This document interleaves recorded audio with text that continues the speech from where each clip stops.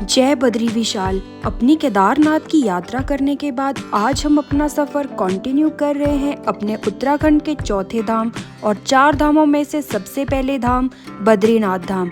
आपको मैं बता दूं, उत्तराखंड के 4 धाम यमुनोत्री, गंगोत्री, केदारनाथ और बद्रीनाथ है, परंतु वैसे 4 धाम बद्रीनाथ, जगन्नाथपुरी, द्वारका और रामेश्वरम है, जो कि भारत के चारों दिशाओं में फैले हुए हैं। मान्यता है कि जो लोग इन चारों धाम के दर्शन नहीं कर सकते, वे उत्तराखंड के चारों धाम के दर्शन कर सकते हैं।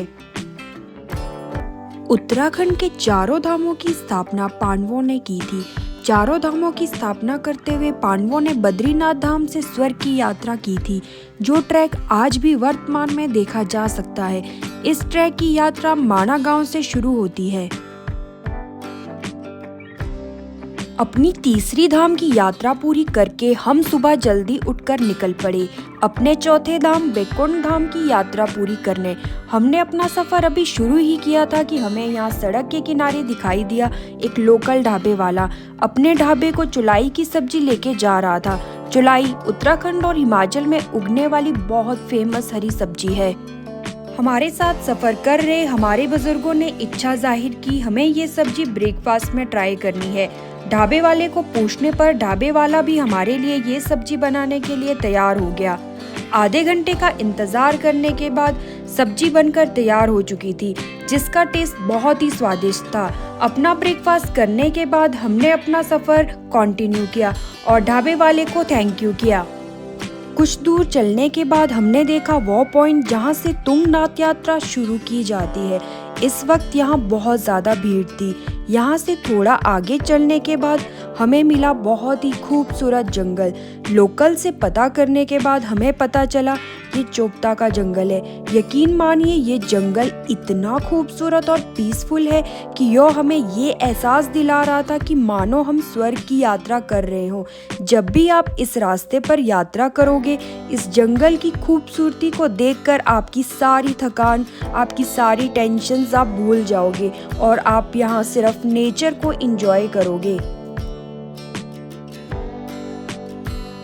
जंगल के बीचों बीच यहाँ हमें दिखाई दिए लोकल्स ने यहाँ बहुत सारे टेंट लगा रखे हैं। हमने भी अपनी गाड़ी को पार्क किया और इस खूबसूरत जगह को विजिट किया। 1-2 घंटा यहाँ बिताने के बाद हमने अपना सफ़र आगे कंटिन्यू किया। यहाँ आप रात को भी स्टे कर सकते हो और यहाँ के नेचर को एंजॉय भी कर सकते हो। इनके पास खाने पीने की बहुत अच्छी सुविधा है।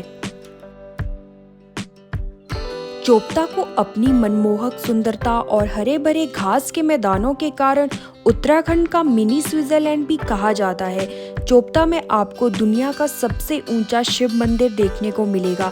यह मंदिर तुंगनाथ के नाम से प्रसिद्ध है। इतना ही नहीं, Chopta trekking, hiking, mountain cycle, इन सभी एडवेंचर के शौकीन लोगों के लिए यह जगह किसी जन्नत से कम नहीं है। अगर आप यहाँ बर्फ़ देखना चाहते हो तो आप नवंबर, दिसंबर, जनवरी या फरवरी के बीच में चोपता जा सकते हो। अपने सफर को कंटिन्यू करते हुए हम पहुंचने वाले थे बद्रीनाथ धाम। यहाँ हमें सड़क किनारे एक पार्क दिखाई दिया।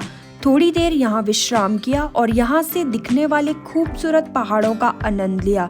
थोड़ा आगे बढ़ते हुए हम पहुंच चुके थे बद्रीनाथ धाम। यहाँ इस वक्त इतनी भीड़ थी, गाड़ी पार्क करने के लिए भी जगह नहीं मिल पा रही थी। 1 से 1.5 किलोमीटर आगे जाने के बाद हमें पार्किंग मिली। इसके बाद हम पहुंच चुके थे बद्रीनाथ की पवित्र जगह पर और सामने हमें बद्रीनाथ मंदिर दिखाई दे रहा था। हिमालय की खूबसूरत वादियों में बसे पवित्र तीर्थ स्थल बद्रीनाथ को नारायण का घर माना जाता है। उत्तराखंड राज्य में अलकनंदा नदी के किनारे स्थित यह मंदिर है। मान्यता के अनुसार भगवान विष्णु योग ध्यान मुद्रा में तपस्या में लीन थे, तो हिमपात होने लगा। ऐसे में उनकी रक्षा के लिए माता लक्ष्मी जी ने बैर के वृक्ष का रूप धारण कर लिया। जब तपस्या पूर्ण हो चुकी थी तो उन्होंने देखा लक्ष्मी जी बर्फ से ढक गई थी। उन्हें देखकर भगवान ने कहा, तुमने भी मेरे बराबर तप किया है, तो इस धाम में मेरे साथ तुम्हारी भी पूजा की जाएगी। इसलिए इस धाम को बद्रीनाथ धाम कहा जाता है। बद्रीनाथ धाम को शास्त्रों और पुराणों में दूसरा बैकुंठ कहा जाता है। बद्रीनाथ मंदिर की स्थापना 8वीं शताब्दी में आदि शंकराचार्य जी ने की थी। बद्रीनाथ धाम 2 पर्वतों के बीच बसा है। इन्हें नर नारायण पर्वत कहा जाता है। कहा जाता है कि यहाँ भगवान विष्णु के अंश नर और नारायण ने तपस्या की थी। नर अपने अगले जन्म में अर्जुन तो नारायण श्री कृष्ण के रूप में पैदा हुए थे। बद्रीनाथ में गर्म पानी का एक कुंड मिलता है। यहाँ स्नान करने से शरीर से संबंधित सभी प्रकार के चर्म रोगों से मुक्ति मिल जाती है। हमने भी गर्म कुंड में स्नान किया और दर्शन वाली लाइन में लग गए। दर्शन करने के बाद हमने यहाँ आंगन में स्थित सभी देवी देवताओं के दर्शन किए और आशीर्वाद लिया। थोड़ी देर आंगन में समय बिताने के बाद हम मंदिर से बाहर आ गए और बद्रीनाथ मंदिर के रात में दिखने वाले बद्रीनाथ मंदिर के खूबसूरत व्यू को एंजॉय करने लगे। इसी के साथ हमारी 4 धाम की यात्रा पूरी हुई। यकीन मानिए इन 4 धामों के दर्शन करने के बाद हम अपने अंदर बहुत ज़्यादा पॉजिटिविटी और खुशी महसूस कर पा रहे थे। इसी के साथ समाप्त करते हैं अपने चौथे धाम का एपिसोड। जय Shri Badri Vishal. Thanks for watching.